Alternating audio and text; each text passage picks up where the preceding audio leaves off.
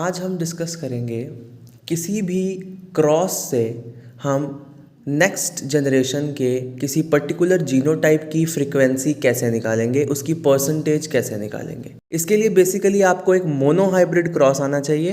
तो एक बहुत सिंपल सी ट्रिक रहेगी। Before we begin with this trick, let's understand हमारे पास बहुत टाइप के क्रॉसेस रहते हैं। जैसे कि ऐसा क्रॉस जिसमें हम एट अ टाइम एक ही करेक्टर की बात करेंगे, that is a monohybrid cross. इस क्रॉस में आपके पुन्नेट स्क्वायर में 4 बॉक्सेस बनेंगे। इसी तरह से एक डाईहाइब्रिड क्रॉस होता है जिसमें हम सेम टाइम पे 2 कैरेक्टर्स की इनहेरिटेंस स्टडी करेंगे। इस केस में हमारे पास 16 बॉक्सेस बनते हैं। ट्राईहाइब्रिड क्रॉस में जिसमें हम 3 कैरेक्टर्स की स्टडी करते हैं, we have approximately 64 boxes. So and so if we have a pentahybrid cross, एक ऐसा क्रॉस जिसके अंदर हम 5 कैरेक्टर्स का इनहेरिटेंस स्टडी करेंगे, ऐसे क्रॉस में 1024 बॉक्सेस बनेंगे।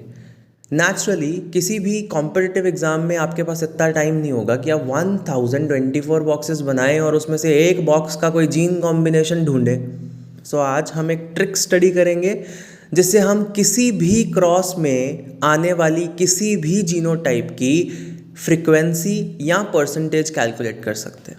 सो let's understand the short trick with the help of a tetrahybrid cross. एक टेट्राहाइब्रिड क्रॉस करेंगे। सो हम क्या करेंगे, एक कैरेक्टर का एट अ टाइम एक कैरेक्टर का मोनोहाइब्रिड क्रॉस ड्रॉ करेंगे।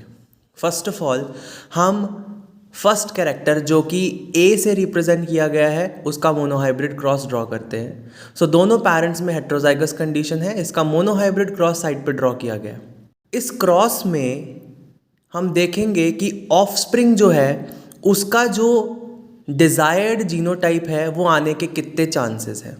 For example capital A small A और दूसरे पेरेंट का भी कैपिटल ए स्मॉल ए, इसका मोनोहाइब्रिड क्रॉस किया तो हमारे पास 4 बॉक्सेस में फिर से कैपिटल ए स्मॉल ए आने के चांसेस 2/4 है। 2 बॉक्सेस कैपिटल ए स्मॉल ए के हैं और बाकी 2 बॉक्सेस में कैपिटल ए स्मॉल ए नहीं है। सो टोटल 4 ऑफस्प्रिंग्स में से heterozygous condition capital A small A आने के चांसेस 2/4 हैं। ऐसे ही हम नेक्स्ट कैरेक्टर का मोनोहाइब्रिड क्रॉस करेंगे। नेक्स्ट कैरेक्टर रिप्रेजेंट किया गया है बी से। सो अगेन दोनों पेरेंट्स के जो एलिलोमॉर्फिक पेयर्स हैं वो हेट्रोजाइगस पेयर्स हैं, इनका भी एक मोनोहाइब्रिड क्रॉस किया जाएगा। इस मोनोहाइब्रिड क्रॉस में अब हम देखेंगे हमारे ऑफस्प्रिंग में जो डिज़ायर्ड जीनोटाइप है वो है कैपिटल बी, यानी होमोजाइगस डोमिनेंट कंडीशन आने के कितने चांसेस हैं हम ये फाइंड आउट करते हैं। सो यहाँ पे हमारे पास होमोजाइगस डोमिनेंट कंडीशन आने के चांसेस हैं, दैट इज़ 1/4। जो हमारा थर्ड कैरेक्टर है जिसको सी से रिप्रेजेंट किया गया है, अगेन पेरेंट्स इस थर्ड कैरेक्टर के लिए भी दोनों पेरेंट्स हेट्रोजाइगस हैं, इसका हम मोनोहाइब्रिड क्रॉस ड्रॉ करेंगे।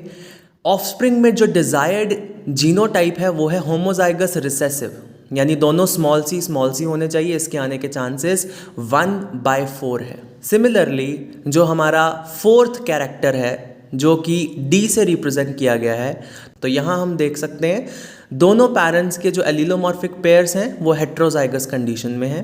इसका एक मोनोहाइब्रिड क्रॉस करेंगे एंड इसमें फाइंड आउट करने की कोशिश करते हैं कि ऑफस्प्रिंग में जो डिज़ायर्ड जीनोटाइप है which is capital D small D, यानी कि हेट्रोजाइगस कंडीशन आनी चाहिए ऑफस्प्रिंग में, इसके चांसेस अगेन 2/4 होंगे। सो हमारे पास टोटल पुन्नेट स्क्वायर में 4 बॉक्सेस बने हैं। 4 में से 2 बॉक्सेस में हेट्रोजाइगस कंडीशन है, कैपिटल डी स्मॉल डी है। सो इसके चांसेस 2/4 हैं। अब हम टोटल परसेंटेज या नेट परसेंटेज निकालने के लिए या नेट फ्रीक्वेंसी निकालने के लिए जितने भी हमें प्रीवियस 4 मोनोहाइब्रिड क्रॉसेस में फ्रीक्वेंसीज या रेशोज़ मिले हैं उनको मल्टीप्लाई कर देंगे। सो यहाँ पे आंसर निकालने के लिए हम कहेंगे कि हमारा फर्स्ट मोनोहाइब्रिड क्रॉस जो फर्स्ट कैरेक्टर के लिए किया गया था वहाँ से हमें 2/4 की फ्रीक्वेंसी मिली है।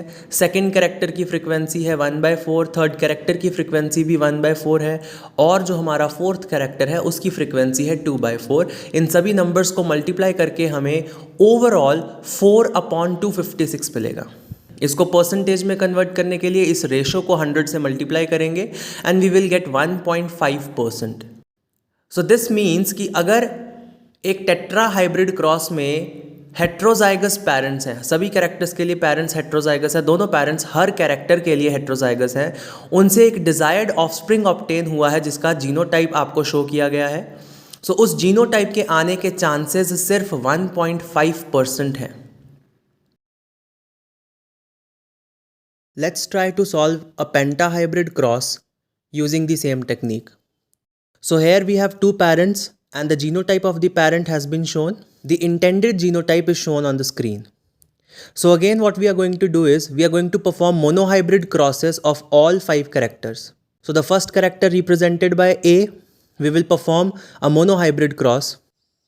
In this monohybrid cross, we will try to find the gene frequency of capital A, and that would come out to be 1 by 4. Then for the second character represented by B, we will find out the ratio or frequency of small b, and we will see that the frequency of small b, that is homozygous recessive character, is 2 by 4. In a similar manner, when we perform the monohybrid cross for the third character represented by C, we will have a gene frequency in the offspring which will be equal to 2 by 4. Next, for the fourth character, the monohybrid cross will give a genotype frequency of 2 by 4. And finally, for the fifth character, which is represented by E, the genotype frequency in the offspring would be 1 by 4. So again, for the net percentage or net genotype frequency, we will multiply the genotype frequencies of all 5 monohybrid crosses, and the answer would be 1 by 4 into 2 by 4 into 2 by 4 into 2 by 4 into 1 by 4. That would come out to be 8 upon 1024. In percentage, if we multiply this 8 upon 1024 by 100, the percentage would be 0.78%.